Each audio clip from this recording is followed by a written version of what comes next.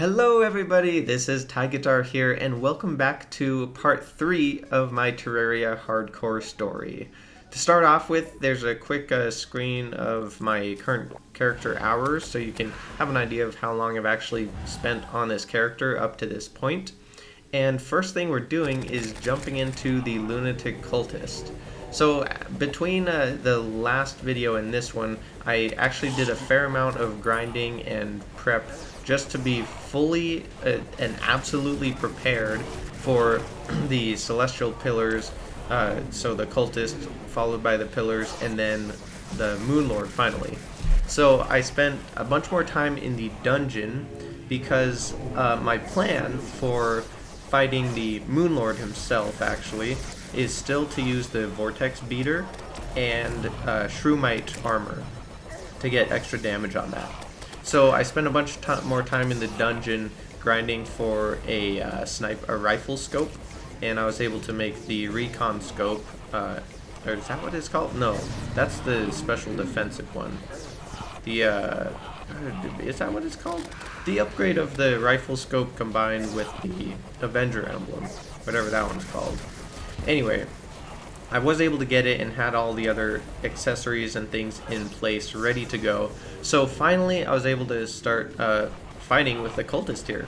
You'll notice the fight did get a bit iffy in the center, or I said center again, in the middle of the fight there. I took some damage, got fairly low, but I never got critically low, so I stayed fighting. I took a quick gander, wow, at where the positions of the pillars ended up. And so then the first thing after that was to hit the vortex up, because like I said, I wanted to get the vortex beater. So made sure I was all buffed up with my potions and started blasting these guys with the legendary Terrorblade. So I mentioned that I had done a bunch of practice for these events on between episodes here. So what I actually did was I went onto my main character and replicated my loadout, which I had on this one, except I gave myself pretty significant handicaps. Like my Terrorblade was non-reforged, and I was using one fewer accessory overall, so I think I was most of the time not using like a mechanical glove or something, which I have now currently. But I handicapped myself with the same loadout, and I just practiced fighting the cultist, the pillars, and the Moonlord a bunch of times. I spent a whole day doing it just to make sure I was comfortable, because I didn't want to mess this up. So I spent a lot of time practicing on a non-hardcore character, which honestly you could argue is kind of weak and cheaty, but I figured it wasn't. I didn't feel like it was taking things away from the run myself. I wanted to be sure I was practiced and ready to go. So that's what I did, and then I was finally ready to go for it on my on the hardcore run here.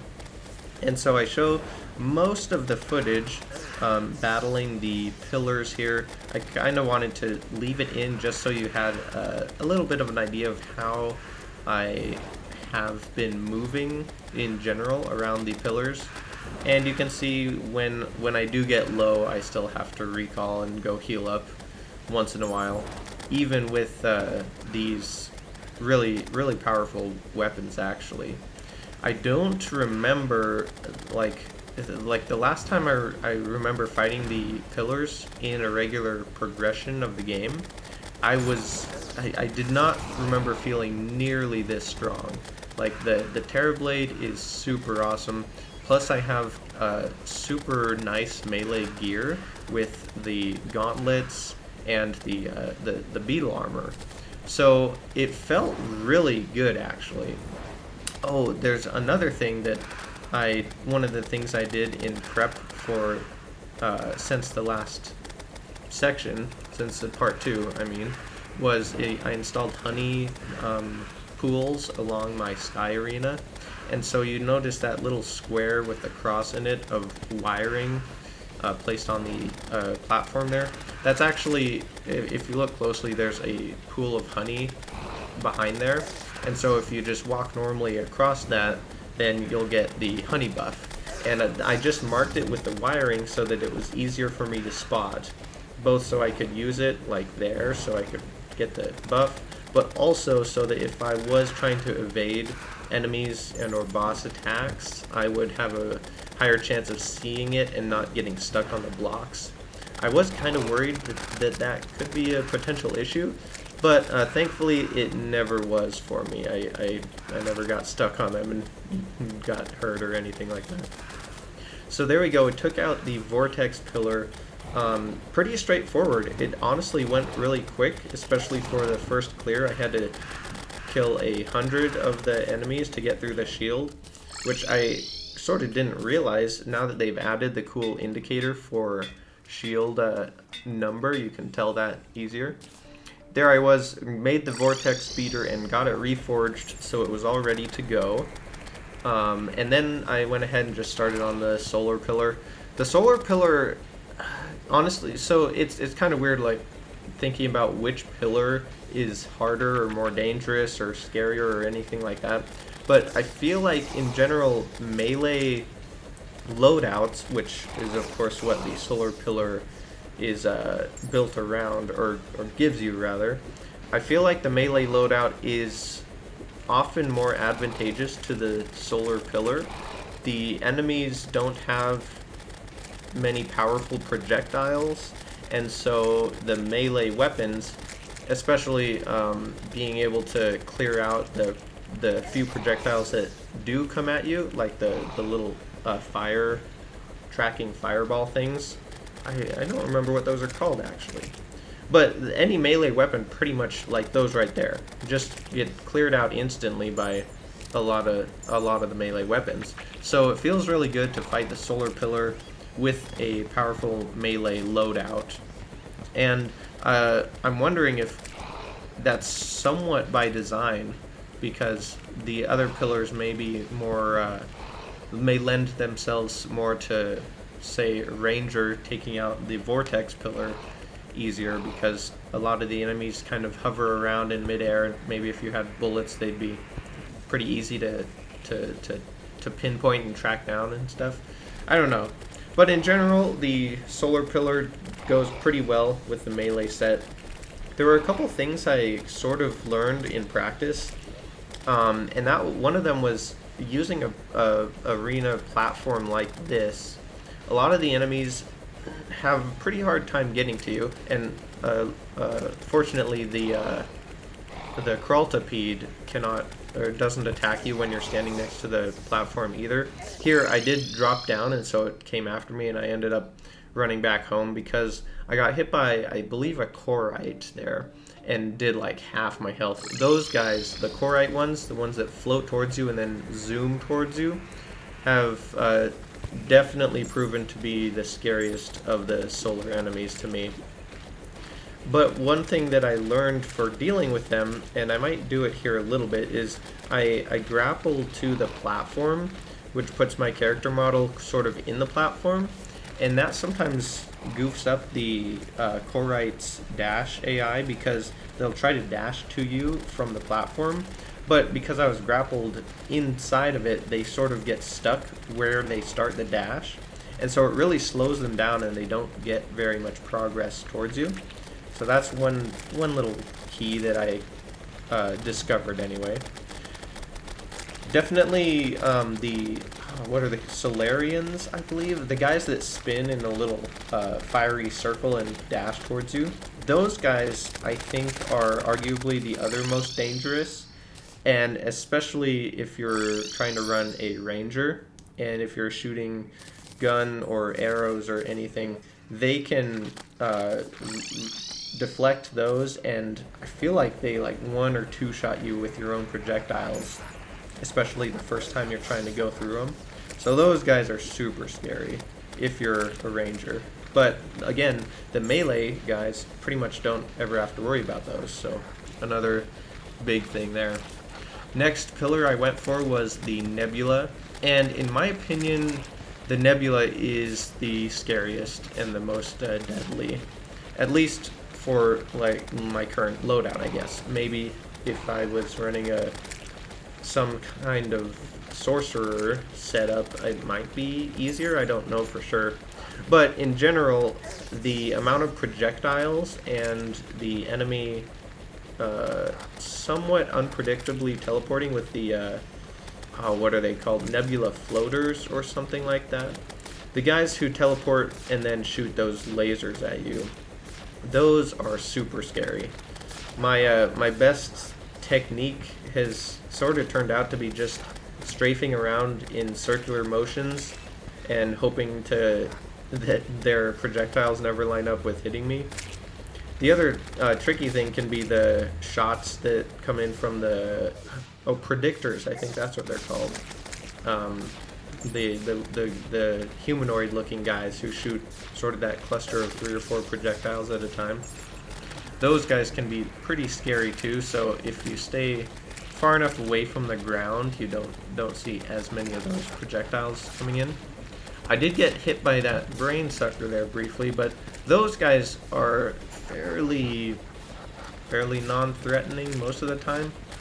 It's pretty tough to actually get hit by one, but if you do, especially again with the melee loadout, I do have a little bit more durability than with the other classes, so I'm not too worried when I get hit by the brain sucker. Just want to focus on keeping my movement up and strafing around in circles so that I don't get pegged by any of the projectiles, because 1 or 2 of those definitely is going to send me back to my base to heal up again. Something that I don't think mentioned yet in any of these videos is the use of the nurse. I actually did this whole run without ever healing at the nurse. I think that's kind of more fun, not to rely on cheesing bosses or enemies with nurse healing. I did have her on hand there because I did want to have the option if there was some crazy emergency where I teleported back home and was like going to die from fire or something if I didn't heal. So I do like to set her there by my spawn point, but I was never forced into that situation on this character, so I was able to go through without using the nurse at all, so that makes the game more enjoyable for me, I would say. I don't find it as worthy when you see people just cheesing the Moonlord or other bosses just by teleporting to the nurse and healing a bunch of times whenever they take a hit. But anyway, just now got the shields down for the Nebula pillar here, and so I just focus down the pillar and then go ahead and try to teleport out of there. Always a nice idea just to teleport out and then return to pick up the fragments, just so you don't have to deal with those final enemies, because they can always be scary. So at this point, that only leaves the Stardust pillar, and I did leave this one for last because, as you are probably well aware, it is the easiest to, let's say, cheese or cheat your way through with the Stardust cells. You can just kite them back a little bit and then have them replicate themselves over and over, and it's just, not only is it easy, but it's also much more efficient and quick to do it this way, because you just get so many enemy regeneration and spawning that you can take it out really quick. One thing that I learned while I was practicing these is actually you can do the same thing with the Vortex pillar. I didn't realize this, but the alien queens that sort of hover around and shoot those little, what are they called? They're projectiles that give you the weird anti-gravity buff, or debuff. They make you hover in midair. Anyway, you know, the alien queens, when you kill them, they turn into 3 alien larvae, I believe, is what they're called. And after a few seconds, the larvae then turn into alien hornets, and after a few more seconds, those hornets turn back into alien queens. And so the queens and the hornets both count to affect the shield of the pillar when you kill them. And here we go, I already finished the 100 Stardust cells for the pillar shield.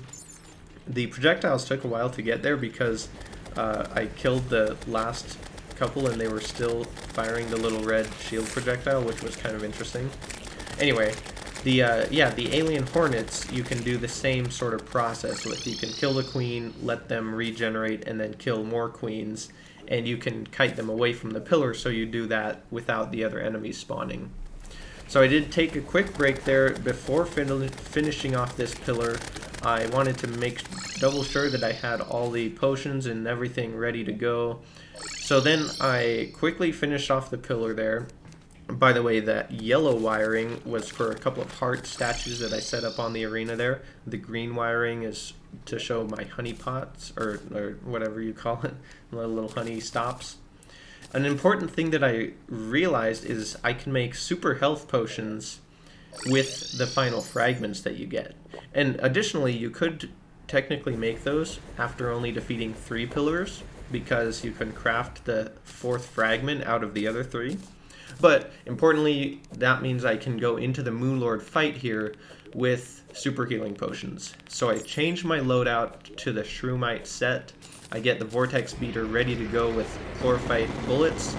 Make sure I have all my buffs ready to go, and I start blasting. This is the fight that I practiced with severe handicaps, probably, I don't know, 15 to 20 times, and I probably only won like 5 to 8 times or something like that. I was pretty severely handicapped, but I still felt like, and because of that, I felt like I had good chances of defeating the Moonlord with my full buffed out loadout. And so I go for it. And first thing I do is I drop the right hand eye, and then I'm working on focusing the top eye, obviously, because that can be really dangerous. I got a little bit taken by surprise by that mini laser from the right hand that I already killed, and so it threw me off a little bit, took some damage there. Then I took a bunch of damage there, and I was forced into a terrible spot where I actually flew into the main laser. So right now, my heart really started beating. I had already done a lot of damage to him, so I was close on taking out the remaining eyes, and I believe right about now is when I do finally take out the 3rd eye. Oh, nope, he does laser the main laser again, and then I take out the eye.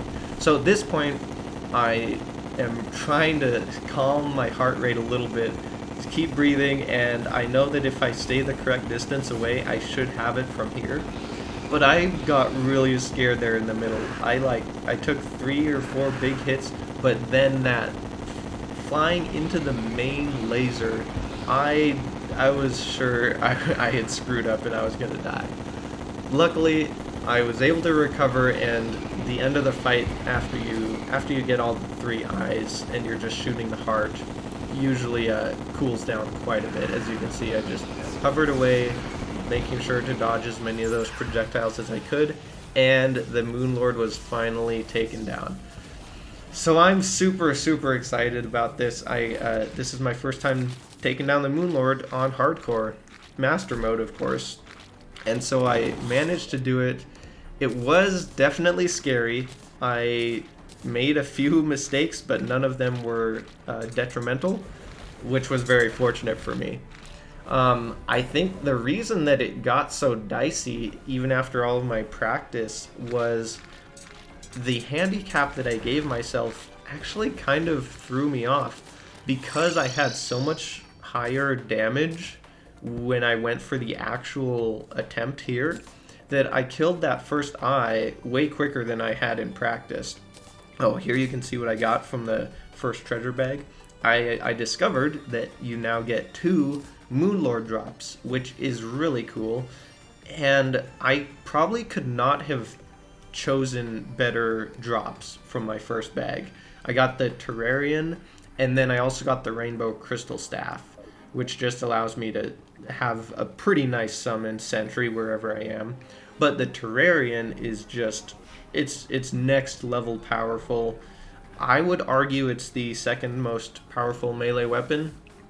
second only to the Zenith, obviously, because the Terrarian just is insane damage. You can also see I managed to get lucky on the Celestial Starboard, so instantly replaced my Fisheron wings with that, and then I had to jump back up to the surface because I was missing the rest of the credits. So I didn't realize at first, but the background in my base in the cave was blocking that from showing. So I went back to enjoy some more credits, which are really cool, a really cool addition to the game as of 1.4. Here again, you can kind of see where I've marked with the wiring where my heart statues generate hearts. So I ended up hooking up 4 of my found heart statues in this world to a 1-second timer to try to give myself a few extra hearts. I did not use any of them for the Moonlord fight there. I was just focusing on evading and never wound up in this area. Interestingly enough, I have noticed though that during the Moonlord fight with the impending doom effect on the screen, the yellow wire is actually a lot harder to see than the green wire. The green wire shows up pretty well, which ended up working out nicely, so I could always see where the honey was and not to run into the blocks. Anyway, that's the first Moonlord fight on hardcore. I was super excited, but I also knew I had to fight him again if I wanted to get the full armor. And on top of that, I really wanted to be able to make the Zenith. And I was thinking, okay, I'm gonna have to kill him a few more times, most likely. But I did realize that having gotten 2 drops from one treasure bag, there might be a chance that I could get both Meowmere and Starwrath in the same from the same Moonlord, when I thought that would be absolutely insane. Anyway, I'm debating whether or not to upgrade some of the armor for the next round here, and I did end up going with the solar chest piece to replace the beetle chest piece. And so I don't have the beetle set bonus anymore, but I have a healthy amount higher defense, and I also have more damage in general overall because of the crazy damage boosts from the chest piece. So I also reforged the Terrarian, got legendary on that, and then took that to fight the cultist and initiate the invasion once again. You can see that cultist fight went a lot faster than the first one. The Terrarian is just insane. It's crazy damage. And then the pillars as well, of course. You just melt through every enemy pretty much. I was able to, I think, actually it doesn't look like right here I had the yo-yo bag equipped, but before long I realized that I didn't need the Master Ninja gear now that I had the Celestial Starboard. You can basically hover just as fast as you can dash side to side. So I took off the Master Ninja gear. That way I was able to have the yo-yo bag on top of the Fire Gauntlet and Mechanical Glove, if I remember correctly. And so, crazy yo-yo damage, super epic, killed the Solar Pillar real easily. Oh yeah, here we go. Now I'm finally reforging my yo-yo bag. And eventually I realize that I don't need my ninja gear. At first I was playing around with switching it out with the Fire Gauntlet, deciding which of those was better. Anyway, I followed up with the Nebula Pillar, and again, it was much nicer. Not only because I only had to kill 50 enemies this time to get the shields down, but the Terrarian kills those enemies really quick. I was also, I meant to talk a little bit about the cultist fight. Both of them went by fairly quickly. But one of the things I learned while practicing was how important it actually is to kill the correct cultist when he does his ritual. When he does his ritual and summons the decoys, I didn't really realize how to actually tell the correct one apart. When I was practicing, I noticed that usually it looked a little bit darker, especially during the night and evening. the decoys kind of are a little bit brighter than the actual correct lunatic cultist, and so that was a very easy way for me to tell them apart. But then I actually looked into it. I checked on the wiki and was able to see that there is a sprite difference, not only just in the shading that happens to be different, but the correct cultist has a yellow line on the top of his hood, as well as the eyes are a little bit different. And so that's what I started relying on, was using the yellow line on the top of his hood to really determine which one was the correct one. And if you attack the correct one, then he doesn't complete his ritual and doesn't summon his whatever summon thing he's doing. The celestial dragon thing or whatever it's called, first off. So that's what the main thing I learned about the cultist, how important it is not to kill the wrong ones. It really makes a huge difference. During my first fight, I actually did screw up and I accidentally killed one of the wrong ones, and so he did summon that dragon. But luckily with the Terra Blade, I basically killed it pretty quick, so it ended up not killing me, which was very nice. Third pillar of the second round, I obviously go to take out the Vortex. Flying around with the Terrarian is just super epic.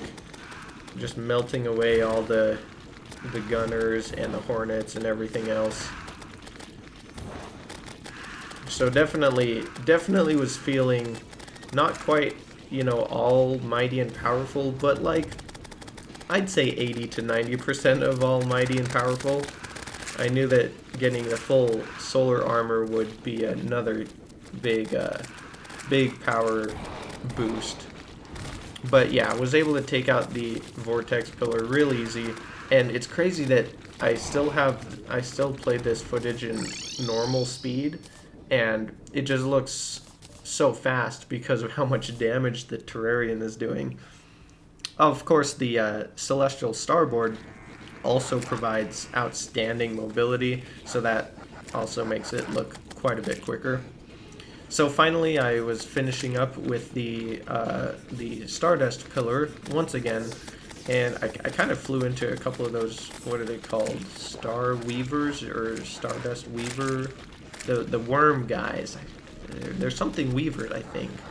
Galaxy Weavers. Anyway, I flew into them, took some damage, but I just kept moving and focusing on not getting hit by the star cells, as well as the projectiles from the flow invaders, which are the guys who float around and shoot those big projectiles at you. Moving around, and this time I didn't want to cheese it with duplicating the star cells over and over, but also I really didn't have to, because I had so much damage and mobility to really just clean all of these enemies up really quick. And yeah, pretty much in no time I was able to get the shields off and then get the pillar destroyed once again. So then I was making sure I was prepared for the second Moon Lord fight. I this time was planning on sticking with the melee instead of switching to my Vortex Beater in that. So I made sure to grab all the fragments, recalled back. You can see I do have that solar chest piece on. And then I was just prepared for the Moon Lord, take him on with the Terrarian and my full melee setup. And so not only do I have substantial higher defense this time, but the Terrarian is just insane damage. And I just focused the top eye whenever it was open. Oh yeah, and on top of having the defense and damage buffs, the most important is the Celestial Starboard. Being able to fly horizontally super quickly as well as vertically really quickly, both are just super duper beneficial for fighting the Moon Lord. You can see it makes it so much nicer to navigate around the Mega Laser and all the other attacks, really. So the Celestial Starboard really levels up this fight, and I felt way more comfortable this time. I was also probably overall a little bit more relaxed and overall I would say I had better movement than the first time. But maybe that's just because I had all the upgrades and so it looked better, even though I wasn't actually playing that much better. It's hard to say. Another interesting topic for the Moonlord fight would be like using the Rod of Discord to dodge the lasers mainly. I didn't end up feeling like I wanted to grind out the Rod of Discord on hardcore, although I could have. I had my mob grinder set up. Oh, here actually real quick you can see the difference between the yellow and green wiring. It is kind of interesting how the yellow is a lot less visible than the green. Anyway, didn't want to go for the Rod of Discord, and honestly, I think it's easier just to get used to movement and moving in the correct way to dodge the lasers than it would be to switch to the Rod of Discord. You'd also lose some DPS and stuff, but good movement and good keeping calm is the most important thing there. Got the Moonlord taken out for the second time pretty handily with a Terrarian. I opened the treasure bag and look at this. I got the Star Wrath and Meowmere. I could not believe it. I was like, oh my gosh. So I had enough Luminite to complete the solar set. That's the very first thing I do here. And so that's my armor, just maxed out epic. And the new solar armor actually with the added regen effect is really nice. It's super strong. So then I just immediately started the quest for Zenith, and having both the Meowmere and Star Wrath from that one Moonlord meant I didn't actually have to fight the Moonlord anymore. So that's basically the most dangerous guy, or so I thought. No spoilers.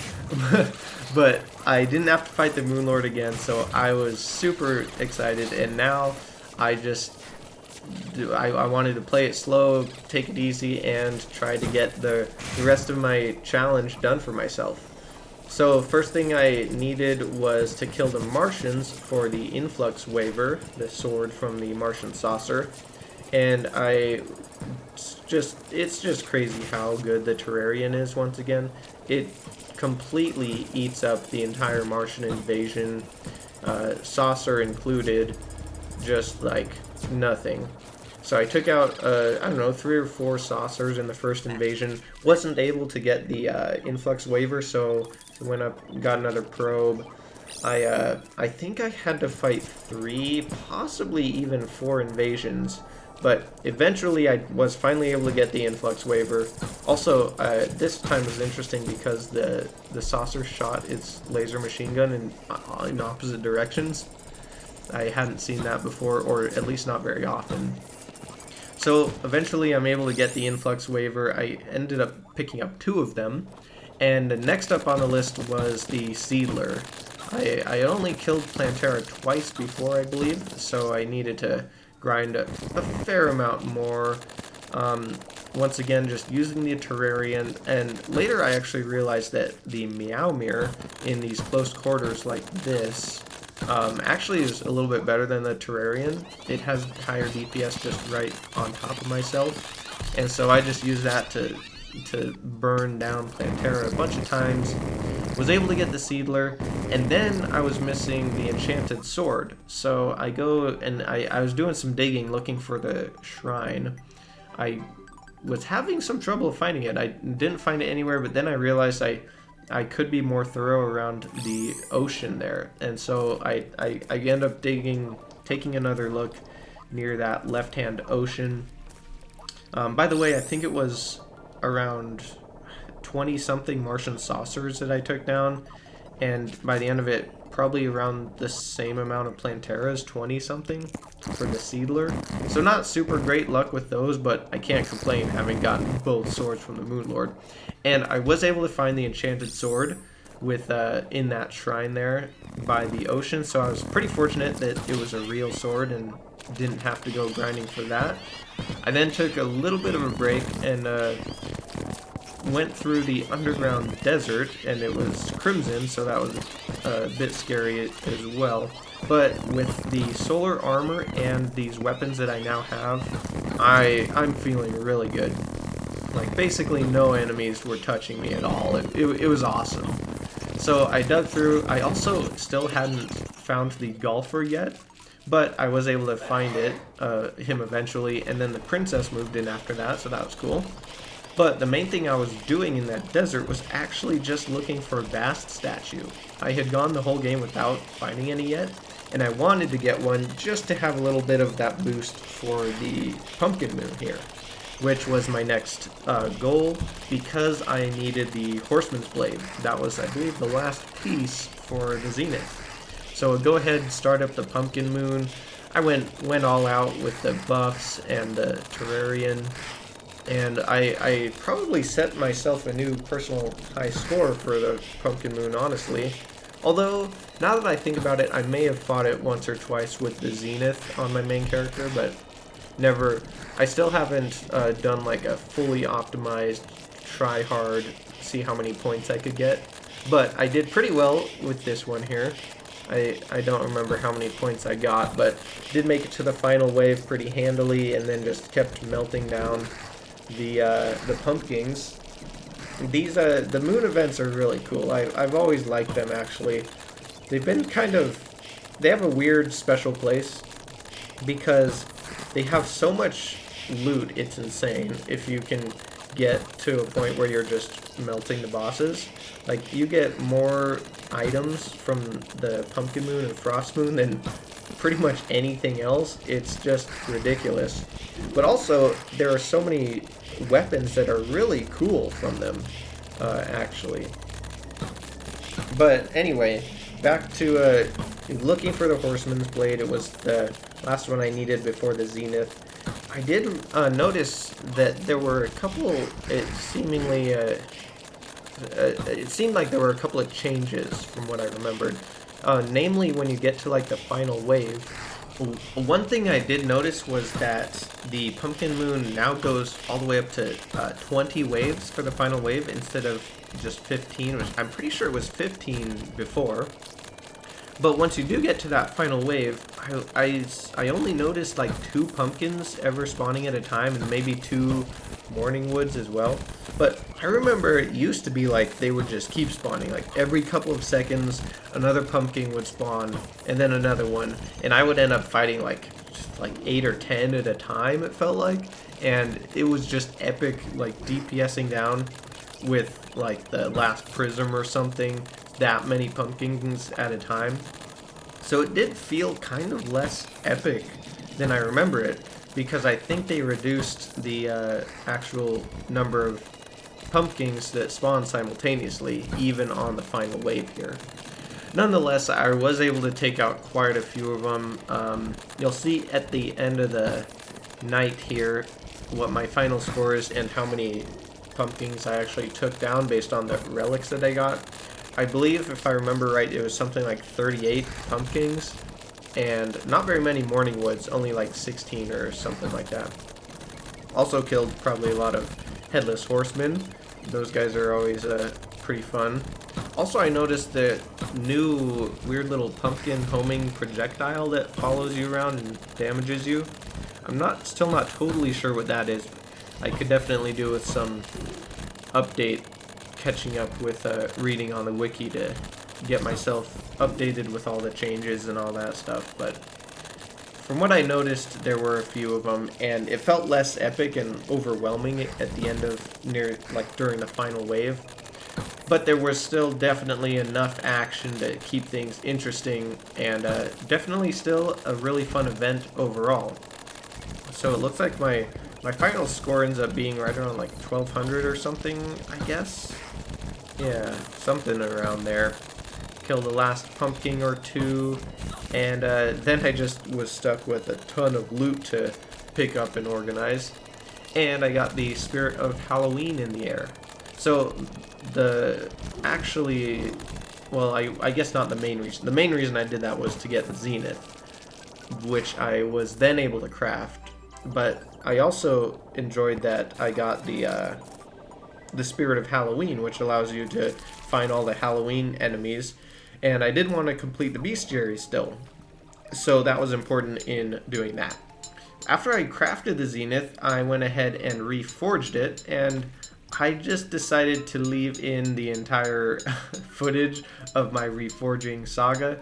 I don't. You could count how many times I reforged this if you want, but I spent. Of course, they don't have the discount card. I think I spent 40 odd platinum reforging this before I got legendary, and I didn't like skip over legendary on accident either. I just didn't get it forever.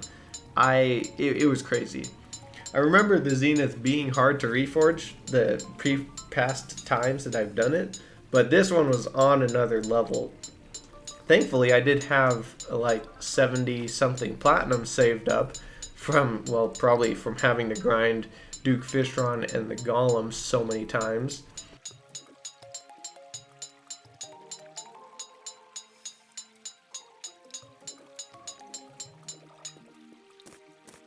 But I was finally able to get the legendary Zenith, and I had the full solar armor, I had amazing melee accessories. Only thing left to do was adjust my hairdo, because I also just recently was able to make the sunglasses, which are of course the end game headgear, as we all know. Gave myself the what is it, not void, oh, I can't remember now, nebula maybe, no, the special hair dye. I don't remember what it's called now. It's oh, twilight, that's it. I got the twilight hair dye, and then it was time to take on the frost moon.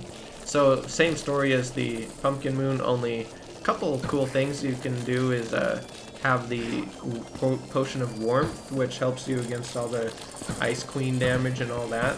So that's definitely a fun thing. Basically the only time I ever get to use the potion of warmth is for the frost moon, and so it's always something I kind of remember when I'm doing it. Anyway, similar story to the pumpkin moon though. I had even more damage from the Terrarian though, because the Zenith is just on another level itself. And I guess, no, I did have the full solar armor for the pumpkin moon as well, but that again is really awesome. I still did notice the same thing with the frost moon, that when I got to the final wave, there didn't seem to be quite as many bosses overwhelming me as there were in the pumpkin moon. Like 2 or maybe 3 ice queens at a time, although I think there may have only been 2 ever ice queens simultaneously. Anyway, I was able to take out the frost moon, similar score to the pumpkin moon I think, and then I realized that the elf melter was changed. And so I gave a quick test on the Christmas tree sword as well. But that's really cool that they updated the elf melter. I would really like to try that out on some enemies at some point. But yeah, took down the frost moon, added those relics to the display, and then after that, it's basically from here, ever since I got the Zenith, it's just going to be grinding through the different bosses and enemies that I haven't yet picked up, events and all that, and trying to complete that bestiary. So I don't remember exactly what percentage I was at here, but it was time to fight the Old One's army, which I had never done yet on this world. But with the Zenith, it's not hard to do. Didn't even need any of the sentries or anything to help out. Completely annihilated Betsy, and then I had all of the 3 relics from there to place down as well. And that only leaves 1 relic here missing, which turns out to be Deerclops, which is the next thing that I go to. I almost forgot about him actually, and then realized that I hadn't done him yet. So I fought him in real time here. You can see, very strenuous fight, and then I was finally able to get his relic placed down. So I'm just basically working through the enemies from there. After the Deerclops fight, I continued on hunting down different enemies and all that. Here is my current map at the time. And I'll pause it here so you can get a good look at all that I've done on the world, the things I've explored. I think I was right about 96% on the bestiary. And then the next thing I knew, I found myself looking at this screen. The screenshot pretty much tells everything you need to know. Unfortunately, I wasn't recording at the moment, but I blew myself up hilariously with an explosive bunny. So I'll explain as much as I can here. I knew that the explosive bunny was one of the things in the bestiary that I was missing. And in order to fill it in, you do have to craft the explosive bunny, unless you're playing on, say, For the Worthy, where they spawn naturally. But you have to craft the explosive bunny and then release it so that you can record it in the bestiary. So I crafted this, and I knew that they were dangerous. I'm like, okay, I know that these things can be scary. It says it does 350 damage. And so I saw that and thought to myself, well, even if I manage to blow it up, that shouldn't kill me, right? I have full solar armor, plus I was still wearing my worm scarf, so I had something like, what'd that be? I think 47% damage reduction on top of my 90-something defense that I had. And this is without any potions or anything like that. So anyway, I craft the bunny, I place it down, and I think it took 1 or 2 steps and then exploded, dealing just over 600 damage and killing me instantly. My heart stopped for a moment, and then I pushed the screenshot button and called it good. I then went onto the wiki and actually learned about explosive bunnies because I realized I did not know nearly enough about them. They do say they do 350 damage. However, the best I can tell is that in Master Mode, all enemies' damage is multiplied by 3 times. And so I'm guessing that the explosive bunny in Master Mode actually deals about 1050 damage, which obviously is more than enough to kill a player, even with like 50% damage reduction, right? So I got blown up. The other important note was that the Guide to Critter Companionship, or its crafting component or upgrade, don't protect the explosive bunny. I don't know exactly why this is. I guess given some like PvP scenarios, it would make more sense and stuff. But I didn't realize that. And so when I released it, what happened, I'm thinking, is it walked into my desert tiger, which I had the desert tiger summoned and standing next to me right on my little platform there. And so I'm guessing the bunny just happened to walk right into the desert tiger and then blew up on impact because it's not protected and all player damage will kill the bunny instantly. So it blew up and killed me and ended the character. Unfortunately, I fell short here from my goal of being able to obtain a universal pylon. I was like 3 point something percent away in the bestiary still. But I was still very content with my progress. I was super happy that I was able to defeat the Moonlord, not to mention all the other bosses on hardcore. I obtained the Zenith, and I was feeling very powerful until a bunny showed up. So overall, I'm still really happy with my run here, and I don't have plans of retrying this to go for the pylon again, but who knows, sometime in the future I might find myself trying out hardcore once again, and maybe if I make it to the end of the game, I could go for the completing the bestiary on top of it. But that right there is basically where the story ends. That's about all there is to it. A pretty hilarious and abrupt ending. Unfortunately, not able to complete my long-term goal, but overall, I'm still really happy with where I did manage to get. So that is the end of my hardcore story. I hope that you guys enjoyed it. I hope it wasn't too arduous and boring to sit through if you made it through the whole thing. And I hope you guys have an outstanding rest of your day. Thanks a whole ton for watching.